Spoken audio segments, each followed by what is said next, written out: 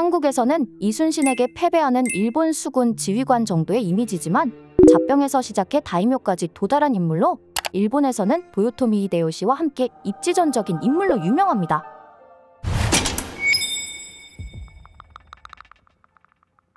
도도 가문은 대대로 다이묘를 맡은 사무라이 집안인데요.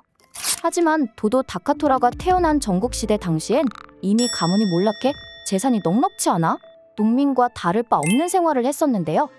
어렸을 때부터 체격과 식욕이 왕성했는데 성격도 체격에 맞게 거칠어서 절대 울지 않고 아파도 아프다고 말하지 않았다고 전해져요. 그렇게 성장한 도도 다카토라는 신장이 190cm에 달했다고 합니다. 형이 죽자 대신 가문을 이어 당주가 되고 가문을 일으키기 위해 다른 다이묘의 가신이 되기로 하는데요.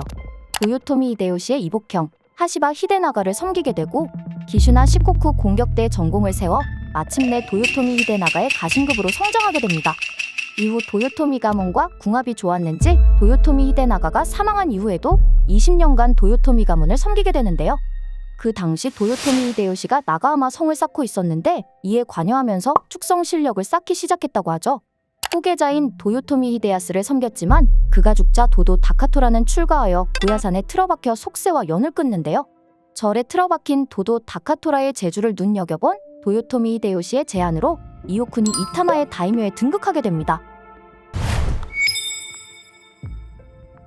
그는 여러 가문을 거치며 10명의 주군을 모셨는데요. 그런 그가 끝까지 정성을 다한 이는 마지막에 섬긴 도쿠가와 가문인데 주변 가신들이 주군을 여러 차례 바꾼 도도 다카토라를 신뢰하지 못할 때 도쿠가와 이에야스만은 그를 신뢰하며 자신의 곁에 앉혔다고 전해집니다.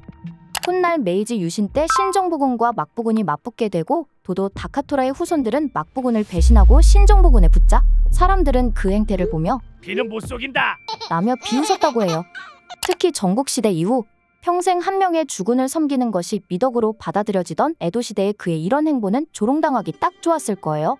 하지만 도쿠가와 가문과의 인연은 특별했던 건지 메이지 정부가 도쿠가와 이에야스의 묘지인 동조궁을 공격하라는 명령을 했을 땐 다카토라의 후손들이 다카토라 공이 이에야스 공에게 입은 은혜가 있다. 끝끝내 거부했다고 한 것을 보면 그의 충성심이 후손들에게도 전해졌던 모양입니다.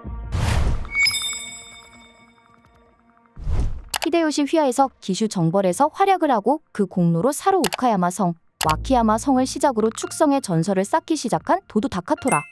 평생 20채가 넘는 성을 쌓았는데 일본 현지에서는 가토 기요마사보다 더 유명했다고 해요.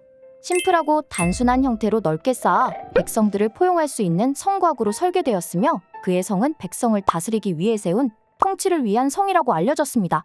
과거 히데요시가 교토에 세운 성곽 주라쿠다이 안에 자신의 사비로 도쿠가와 이에야스의 저택을 지어준 적이 있는데 당초 설계는 성곽 밖이었으나 독단으로 옮겼다고 합니다. 이 일로 도쿠가와 이에야스가 감동해 그 인연이 시작됐다고 하니 그의 건축에 대한 식견이 제법 높았음을 보여주기도 하죠. 이렇게 변절자로 비춰지긴 하지만 그는 자신에게 처한 상황에서 항상 최선을 다했던 도도 다카토라.